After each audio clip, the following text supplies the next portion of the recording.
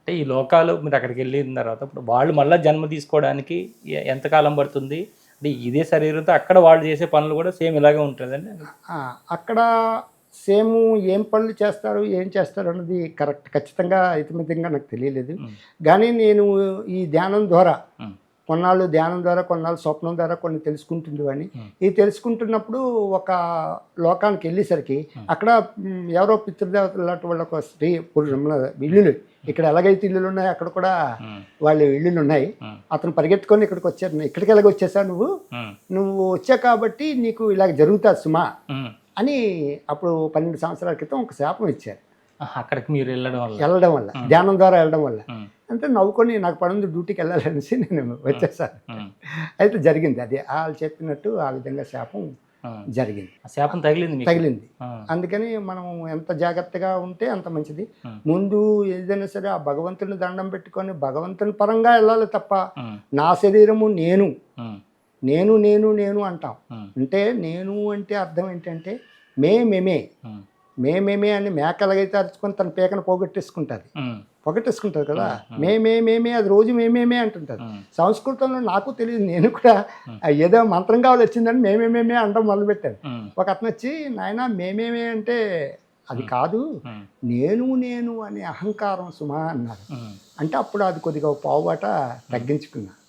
మేమే అంటే మేకలకైతే అరుచుకొని తన పేకను పోగొట్టేసుకుంటుందో నీవు కూడా నేను అనే అహంకారంతో నీ పేకను పోగొట్టేసుకోకగా నీ బుర్ర పని చేయకుండా నువ్వు చనిపోతావు. అందుకనే వచ్చి ఆ నేను అనే అహంకారం ఏ వ్యక్తి కూడా పడకూడదు. అది అంతటి వాడవని ఏదవని మేమే అన్నది కొంతవరకే. అంటే గురుగారు అసలు ఈ లోకాలు అనేవి ఎన్ని లోకాలు ఉన్నాయి? మీరు చెప్పినటువంటి ఈశ్వర లోకాలు అక్కడ 64 లోకాలు ఏదైతే ఉందో దానికి ముందు ఎన్ని లోకాలు ఉన్నాయి? అది దాటిన తర్వాత ఏ విధంగా? ఒరిజినల్గా మనం అందరూ మన చరాచర జగత్తులో ఉన్న చెట్లు వృక్షాలు వృద్ధులు అన్నీ. అంటే నేను ఇంకొకసారి అడిగిన విషయం ఇలాంటిదే. స్వామి చెట్లు అనే ప్రకృతి ఉంది కదా, అదెవరు సృష్టించారు? భూమాత అనే ప్రకృతి ఒకటి ఉంది, ఇదెవరు సృష్టించారు? దీని సృష్టి ఎవరు, దాని సృష్టి ఎవరు? అంటే ప్రకృతి అనేది ఈశ్వరుడిది. ఎందుకంటే ప్రకృతిని ఇరగొడితేనే మనం ఈ ప్రకృతిని భూమాత ప్రకృతిలోకి వస్తాం కదా. ఒరిజినల్గా ఈశ్వరుడు ప్రకృతి ఏంటంటే ఈ చరాచర జగత్తే ఈశ్వరుడు ప్రకృతి. మనం అనుకుంటున్న ఈ చరాచర జగత్తు ఒక ప్రకృతి మాత్రమే, ఒక భూమాత మాత్రమే. కానీ ఇలాంటి భూలోకాలు అనేకం మీద ఉన్నాయి. ఇదేంటి అవన్నీ మీకు ఎలా తెలుసు అంటే స్వప్నం ద్వారా చూశాను. నేనే యోగిని కాదు. అయితే మీరు ఈ యొక్క ధ్యానం ద్వారా కానీ ఈ స్వప్నాన్ని దీనికి కలిపి కానీ మీరు అనేక లోకాలు దర్శించుకొని వెళ్ళచ్చు. ఎలాగంటే అసలు మన పుట్టిక ఏంటి, ఎలా పుడుతున్నాం అని మీరు కానీ తెలుసుకుంటే మనం పిండం ద్వారా కానీ 15 రోజులకి, నెల రోజులకి, 2 నెలలకి, 3 నెలలకి ఏ భాగాలు వస్తాయి ఏ వస్తాయి అన్నది మీరు తెలుసుకోగలిగితే, అది ఎందువల్ల వచ్చింది అని మనం తెలుసుకోగలిగితే 5 పంచభూతాలు అనేసి అంటాం. ఈ పంచభూతాలకు కూడా ఇంకా మనం పంచభూత అగ్ని వాయువు ఆకాశం నీరు నిప్పు కదా, వీటిని కూడా ఇంకా పైన తెలుసుకోగలిగితే ఏంటి వస్తుందంటే మనస్సు బుద్ధి చిత్తం అని అంటారు. ఇంతకన్నా ఇంకా ముందుకెళ్ళేంత అంతఃకరణాలు అంటారు. అంతఃకరణాల కన్నా ఇంకా ముందుకు వెళ్తే మనం అంతరాత్మ అంటారు. అంతరాత్మగా ఎవరున్నారంటే పరమాత్ముడే ఉన్నాడు. అంతే. అందుకని మీ శరీరంలో ఉన్న నమస్కారం దేవుడికి నమస్కారం, నా శరీరంలో ఉన్న దేవుడికి, నా తరపున మీకు, మీ తరపున నాకు నమస్కారం అని అంటాం. ఆ విధంగా అనేక లోకాలు కూడా మనం దర్శించుకొని వెళ్ళాలంటే ముందు వీటికి ముందు నమస్కారం పెట్టుకొని ఆ పార్వతీ పరమేశ్వరులు అందరూ భార్య భర్తలు కూడా పార్వతీ పరమేశ్వరులే, అదే ఉద్దేశంతో ఉండాలి. అందరు స్త్రీలు కూడా మీరు ఈశ్వరియే అనుకొని మీరు ఎడుకుంటే ఏదో బొట్టు పెట్టుకొని బొట్టులు కాసి చూస్తే ప్రయోజనం ఉండదు. బొట్టు పెట్టుకుంటాం, బొట్టు అంటే స్త్రీ, ఆ స్త్రీని చూస్తూ ఆమెను అందాన్ని చూస్తూ మనం వ్యామోహంలో పడుతూ మనం ఇక్కడే ఉంటాం. ఈ బొట్టు పెట్టుకోమని ఆ బొట్టు చూడకూడదు. ఈ బొట్టు పెట్టుకున్నామంటే ఆ బొట్టు కాసి నేను చూడను సుమా అని అర్థం. అంతేగాని ఇక్కడ బొట్టు పెట్టుకొని అన్నీ కావాలని ఆ బొట్టు కావాలంటే మరి ప్రమాదం. అందుకని మీరు ఆధ్యాత్మిక చింతనలో మీరు వెళ్ళాలి అంటే మీరు ఒక బొట్టు పెట్టుకున్నారంటే ఆ వినాయకుడు పసుపు, ఆ యొక్క అమ్మవారు దుర్గాదేవి ఎరుపు, ఈ రెండింటినీ కలగలిపి ఆ యొక్క ముగ్గురిని కలిపి అక్కడ లక్ష్మీ సరస్వతి పార్వతి.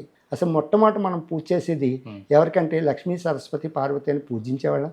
మనకి డబ్బు కావాలి, అన్నీ కావాలి, 3 రకాల ఇది కావాలి, ఆరోగ్యం కావాలి, డబ్బు కావాలి, ప్లస్ చదువు కావాలి. 3 కావాలని మనం ఏం చేసేవాళ్ళం అంటే లక్ష్మీ సరస్వతి పార్వతిని పూజించాము. తర్వాత ఏమైంది అంటే మనం ఏం చేసామంటే పార్వతీదేవిని పెట్టి తీసేసి వినాయకుని పెట్టాం కదా. అందుకని ఒరిజినల్గా ఏంటంటే పైన లోకాల్లోని లక్ష్మీ సరస్వతి పార్వతి అనే లోకం ఒకటి ఉంది. ఇప్పుడు ఇక్కడ వినాయకుని పెట్టాం, పార్వతిని పెట్టాం. ఆ తర్వాత ఏం చేస్తాం, వినాయకుని కూడా తీసేసాం, షిరిడి బాబాని పెట్టాం. అంతే కదా. అలాగేంటంటే అనేక లోకాలు పైన ఉన్నాయి. ఆయన స్వామికి అడిగాం, స్వామి ఇక్కడ ఎన్ని లోకాలు ఉన్నాయి ఏంటంటే ఆయన 64 లోకాలు ఉన్నాయి. 64 లోకాల పైన సహస్ర అశ్వాలు. అంటే మనకు తెలియని విషయం ఏంటంటే ఈ సింహాలు, పుళ్ళు, ఏనుగులు, పాములు ఇవన్నిటికన్నా ముందు ఈ అశ్వాలే పుట్టేమో అనుకుంటాను. అశ్వాలు అంటే మనకి ఇప్పుడు కనబడుతుంది నలుపు, తెలుపు, ఎరుపు, బ్రౌన్ కలర్, ఇవి కాదు. ఒక దేశంలో ఇప్పటికి కూడా ఉన్నాయి. ఆ సిల్క్ వర్ణంలో ఉండే అశ్వాలు ఉంటాయి. అలాంటి అశ్వాలు, అలాంటి సహస్ర అశ్వాలు అన్నమాట. వాటిని అధిరోహించగలిగిన వ్యక్తి, అటువంటి వ్యక్తి శివుడు అనమాట. ఇదేంటండి ఈ గుర్రాలు ఏంటి, దీన్ని సహస్రలోకం అంటున్నారు. మరి ఇంకా ముందుకి ఇంకేమైనా వెనక్కి కిందకి ఏమైనా లోకాలు ఉన్నాయంటే ఉన్నాయి. 108 గుర్రాల పైన ఒక భీముడు అనే వ్యక్తి ఉంటాడు. ఇంకొక లోకంలోకి వెళ్తే 6 గుర్రాల పైన బంగారు వర్ణంతో ఉండే ఒక గురువు ఉంటాడు. అతను గురులోకం అంటారు దాన్ని. ఏంటి ఇప్పుడు మన పూర్వం నుంచి ఇప్పుడు 108 పెట్టారు. 108 అని నెంబర్ పెట్టారంటే 108 ఏదో 108 అంత కాదు. దాంట్లోకి వెళ్తే దాని ద్వారా కొంత రక్షణ కలుగుతుంది, అడికి రక్షించబడతాడు అనే ఉద్దేశం మీద ఆ 108 గుర్రాలపై ఉండే భీముడు అనే ఉద్దేశం మీద అది పెట్టబడింది నేను అనుకుంటున్నా. మరి నిజమెంత అబద్ధమెంత నాకు తెలియదు. అంటే నేను ఆ లోకానికి వెళ్ళి ఆ 108 గుర్రాలపైన భీముడు అనే అతను చూశాను కాబట్టి ఓహో ఇది ఇదే అయ్యి ఉంటుంది అని నా సైంటిఫిక్ రీసెర్చ్. అంతకన్నా ఇంకేం కాదు. తర్వాత గురులోకంలోకి గురులోకం ఉంది, 108 గుర్రాల లోకం ఉంది, సింహాలు 2 ఉండే లోకం ఉంది, శివ చైవ అనే లోకం ఒకటి ఉంది. అలాగే అనేక లోకాలు ఉన్నాయి. అలాగే 64 లోకాలు. మన జీవితాంతం వెళ్ళా అవి ఎండింగ్ అవ్వవు, వెళ్ళలేం కూడా. ఎక్కడికన్నా ఏదైనా లోకానికి వెళ్ళి నీకు ఇక్కడ అనుమతి లేదని మిమ్మల్ని పంపించేసి ఉన్నాయా వెనక్కి? లేదు, శాపనార్థాలు ఇస్తారు. శాపనార్థాలు ఇస్తారు. ఆ శాపనార్థాలు తట్టుకోగలగాలి.